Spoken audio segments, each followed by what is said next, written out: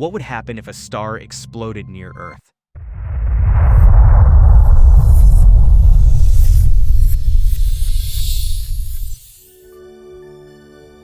The closest star to us is the Sun, and it is not going to explode. But if the Sun were 8 times more massive, it would end its life in a supernova. So what would that look like? If you detonated a hydrogen bomb directly in front of your eye, it would still be 1 billion times dimmer than watching the Sun go supernova from Earth. That is how powerful supernovae are. They are the largest explosions in the universe. When supernovae occur in other galaxies, they can shine brighter than the combined light of hundreds of billions of stars, so bright that they appear to come out of nowhere.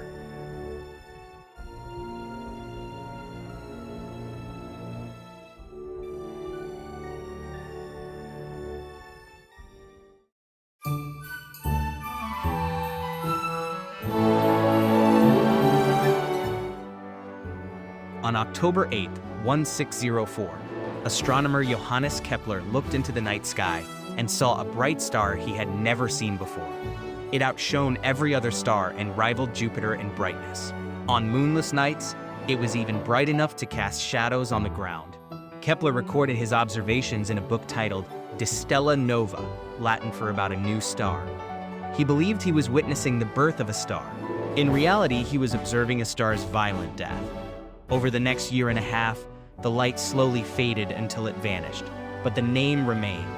Even after astronomers understood the true nature of the event in the 1930s, the explosive deaths of stars between roughly 8 and 30 times the Sun's mass continued to be called supernovae.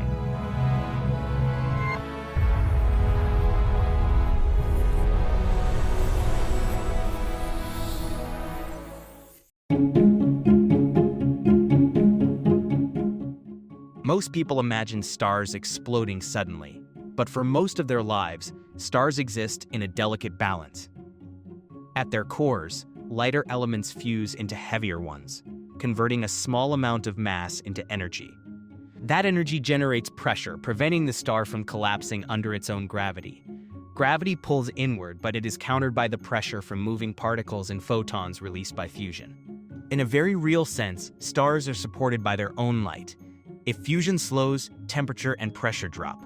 Gravity begins to win, compressing the core. That compression raises temperature and pressure again, increasing fusion. It is a self-regulating system, but it has a limit. Stars have finite fuel.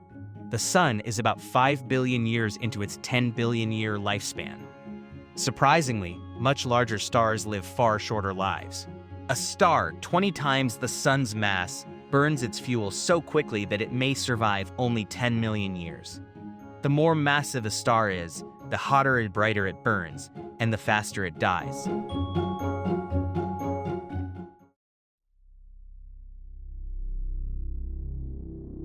For roughly 90% of a star's life, its core fuses hydrogen into helium.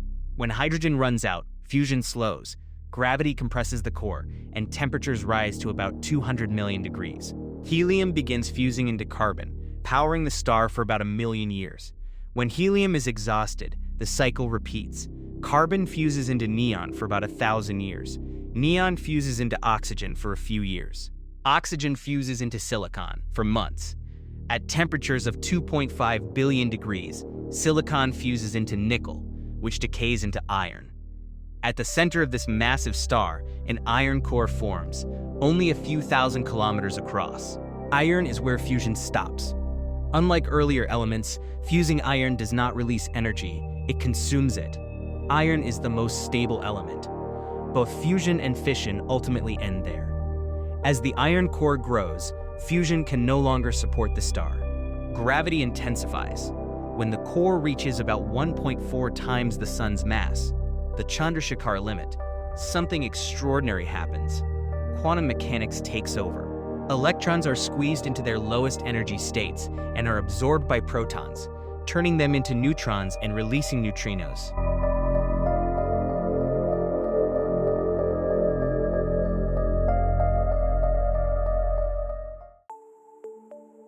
With the electrons gone, the core collapses catastrophically, at nearly a quarter of the speed of light. A sphere of iron 3,000 kilometers wide becomes a neutron star just 30 kilometers across. With no outward pressure remaining, the rest of the star crashes inward. The infalling material strikes the neutron star and rebounds, generating a powerful shockwave, but not enough to cause an explosion. The true trigger is something unexpected: neutrinos. Neutrinos interact so weakly with matter that about 100 trillion pass through your body every second. It would take a light year of lead to stop even half of them. Yet in a supernova, when electrons are captured by protons, around 10 trillion times denser than lead, that it traps some of these neutrinos, absorbing their energy and driving the explosion. A particle millions of times lighter than an electron becomes responsible for some of the most powerful explosions in existence. Only 1/100% of the energy emerges as visible light, yet that is enough to outshine entire galaxies. About 1% becomes kinetic energy. Nearly all the rest escapes as neutrinos. Because neutrinos escape first, they can reach Earth hours before the light, giving astronomers an early warning.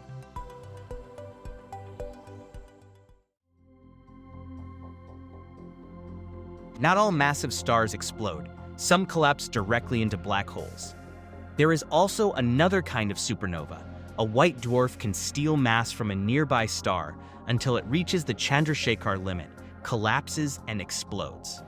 This was the type Kepler observed in 1604, about 20,000 light-years away. Because explosions are often asymmetric, neutron stars can be launched through space at extraordinary speeds. One has been observed traveling at 1,600 kilometers per second. Humans have observed supernovae for thousands of years. Records exist from Indian, Chinese, Arabic, and European astronomers. Yet they are rare, only 1 or 2 per century in a galaxy the size of the Milky Way. In 1054, Chinese astronomers recorded a supernova 6,500 light-years away. Today, its remnant is the Crab Nebula, now 11 light-years across. Supernovae also generate cosmic rays, high-energy particles traveling near the speed of light. These rays carry enough energy to damage atmospheres and life. So how close is too close? The nearest stars beyond the Sun are Alpha Centauri, 4.4 light-years away.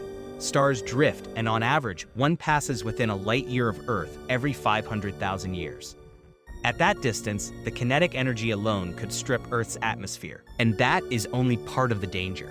Supernovae produce radioactive elements that emit gamma rays and cosmic rays. Less than 0.1% of the explosion's energy becomes gamma radiation, but even that can be lethal nearby. Earth's ozone layer shields us, but high-energy cosmic rays can break nitrogen molecules, leading to ozone destruction and increased radiation at the surface. Ice core data shows spikes in atmospheric nitrates, coinciding with supernova events. A supernova within 30 light-years is rare, perhaps once every 1.5 billion years. But evidence suggests explosions up to 150 light-years away could still be deadly. We know one occurred 2.6 million years ago, depositing supernova-created material on Earth, seen in radioactive iron 60.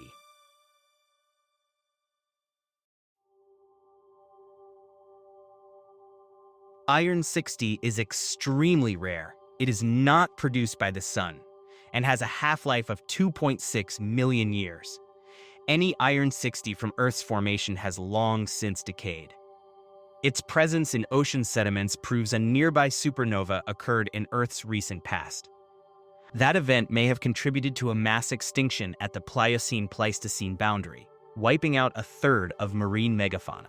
Cosmic rays would have produced muons, heavy particles that penetrated deep into oceans, disproportionately affecting large animals and shallow water species. Further evidence comes from our position in a low-density bubble of space, likely carved out by multiple ancient supernovae. Yet even more dangerous events exist: gamma-ray bursts. Discovered in 1967 by satellites monitoring nuclear tests, these bursts originate from neutron star mergers, or rapidly spinning massive stars collapsing into black holes, hypernovae. Their energy is focused into narrow beams. A gamma-ray burst within 6,000 light-years could devastate Earth's ozone. In 2022, one such burst from 2.5 billion light-years away measurably affected Earth's ionosphere. Some scientists suspect a gamma-ray burst caused the late Ordovician mass extinction 440 million years ago. Statistically, there is a 50% chance Earth has experienced an extinction-level burst in the last 500 million years. If such an explosion occurred nearby today, it would be catastrophic. And yet, we owe our existence to these same events. 4.6 billion years ago, a nearby supernova likely triggered the collapse of the gas cloud that formed our solar system.